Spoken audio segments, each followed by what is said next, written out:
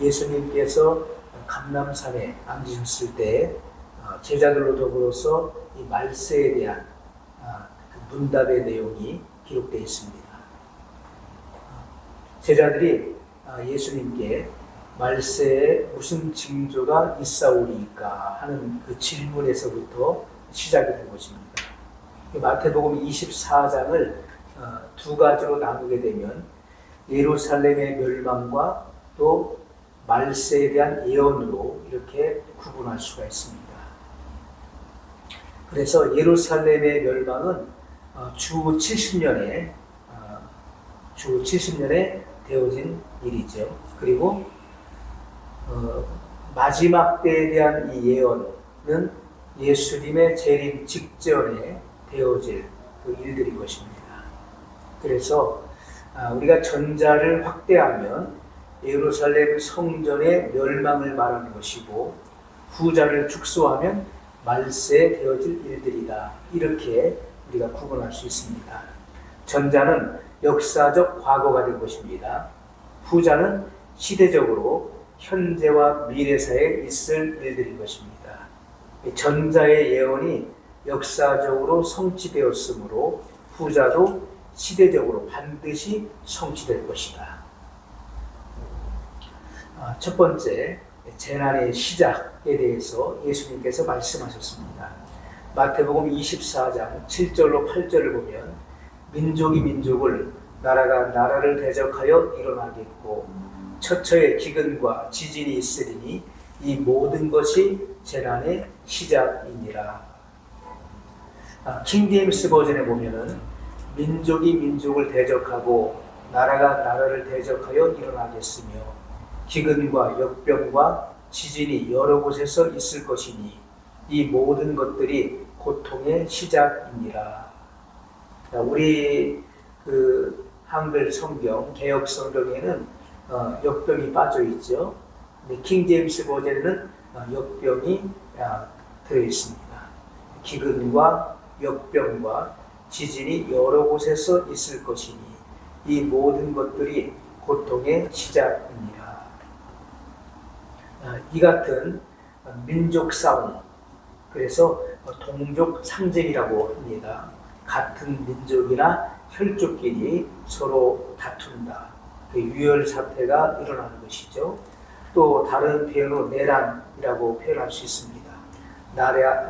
한 나라 안에서 그 정권을 차지하기 위해서 벌이는 전쟁이나 병난, 이런 일들이 마지막 시대의 징조로 나타나 있습니다.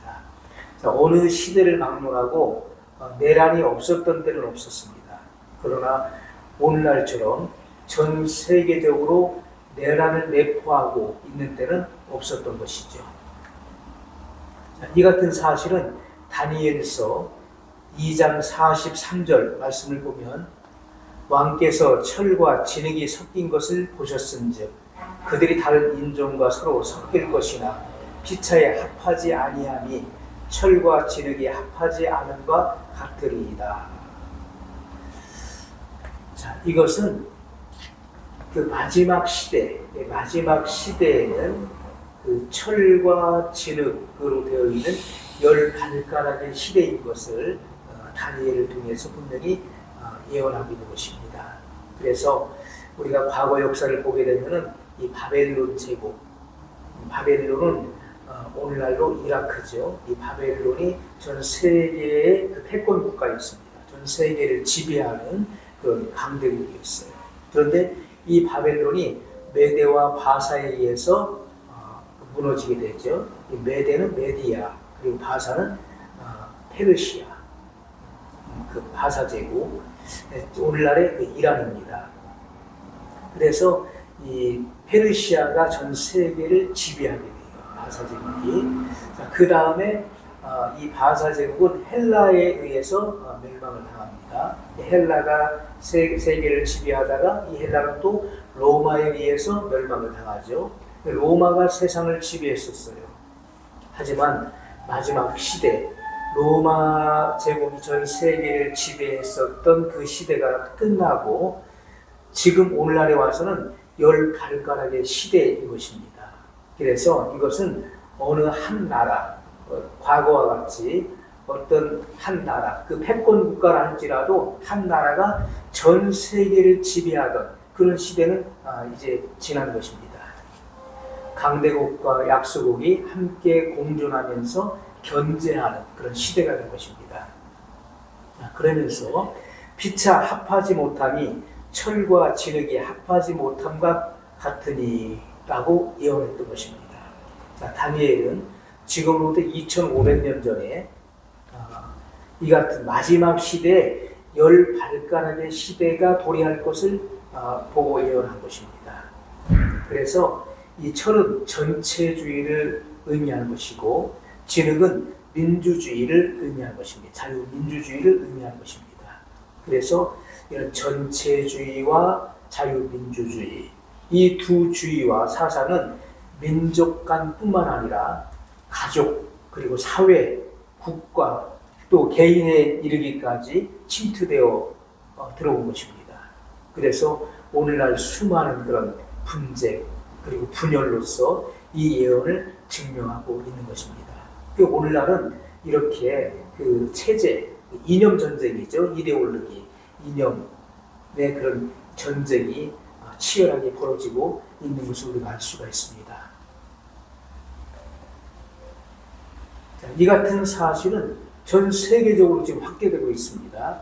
나라끼리 싸운다는 것은 국가 간의 전쟁을 말하는 것인데 그 세계적 전쟁을 의미하는 것입니다. 자, 이 같은 예수님의 예언이 한 나라와 그리고 한 지방에서 국한된 그런 전쟁이 아니라 전 세계 곳곳에서 이 전쟁이 벌어진다. 이 마지막 때 예수님의 재림의 때가 가까워 오면은 이렇게 전 세계 곳곳에서 이런 치열한 전쟁이 일어날 것을 분명히 예언하고 있는 것입니다. 자, 우리가 과거에 그 1차 세계대전 또 2차 세계대전을 거쳤습니다. 그리고 지금 3차 세계대전을 앞두고 있는 것입니다. 그리고 세계 여러 곳에서 벌어지고 있는 이 전쟁의 양상을 보십시오. 이것은 확전의 우려를 낳고 있는 것입니다.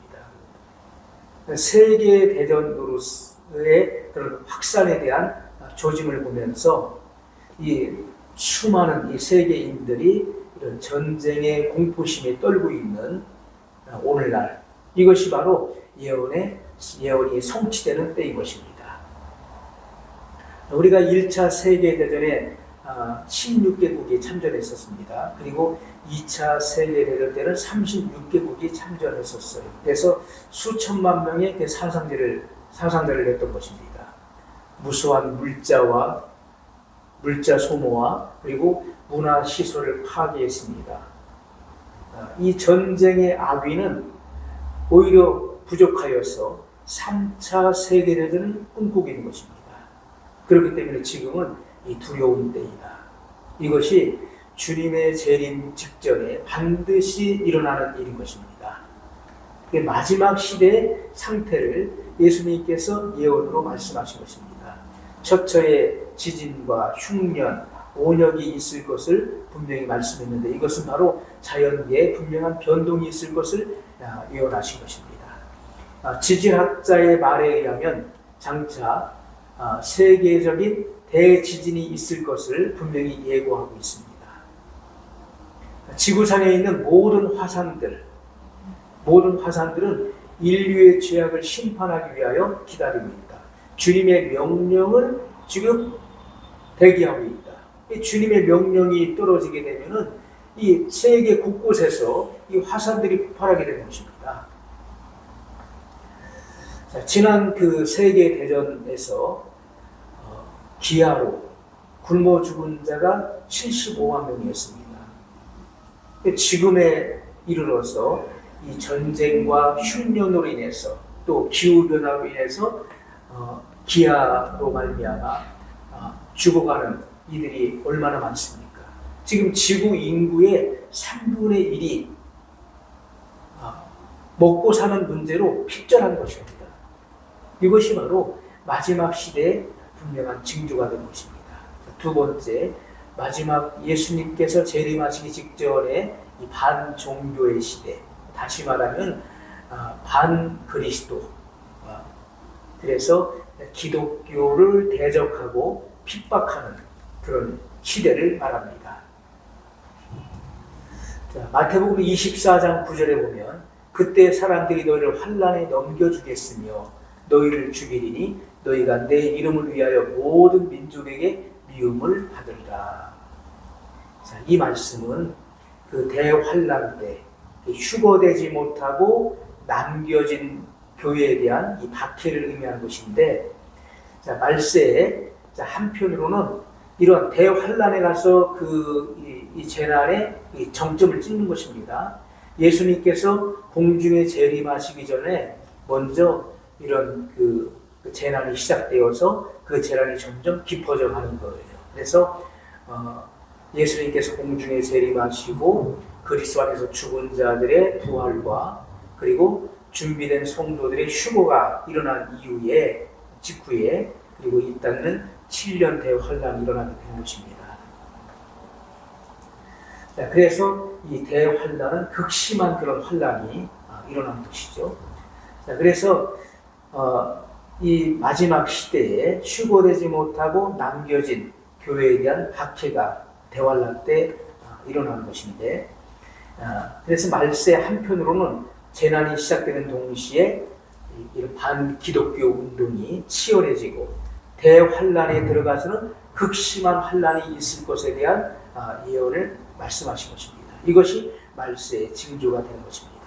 자, 지금 이제 예수님께서 공중에 강림하시기 전에 전 세계적으로 반기독교 운동이 일어나고 있는 것입니다. 이런 운동이 전개되는 거예요. 주님께서 예언하신 것은 일시적이거나 어느 한 지역을 가리키는 것이 아닙니다. 그래서 지금 우리가 이런 공산주의 그 세계, 공산주의, 사회주의, 또 전체주의 이런 그 폐쇄국가 안에서 일어나는 반기독교 운동을 보십시오. 교회를 파괴시키고 그리고 믿는 사람들을 무참하게 학살하고 또 추방하는 일, 납치하는 일. 자, 이러한 일들은 이 예언의 말씀이 실제인 것을 역사적으로 증명하고 있는 것입니다. 다니엘서 2장 40절 말씀 보면 넷째 나라는 강하기가 철 같으리니 철은 모든 물건을 부서뜨리고 이기는 것이라. 철이 모든 것을 부수는 것 같이 그 나라가 문 나라를 부서뜨리고 빠을 것이며. 자, 철은 모든 것을 부수고 이긴다. 이 말씀은 로마의 후신인 철의 장막의 종교 파괴를 의미하는 예언인 것입니다. 자, 창세기 49장 17절 말씀을 보면 다는 길의 뱀이요 첩경의 독사리로다.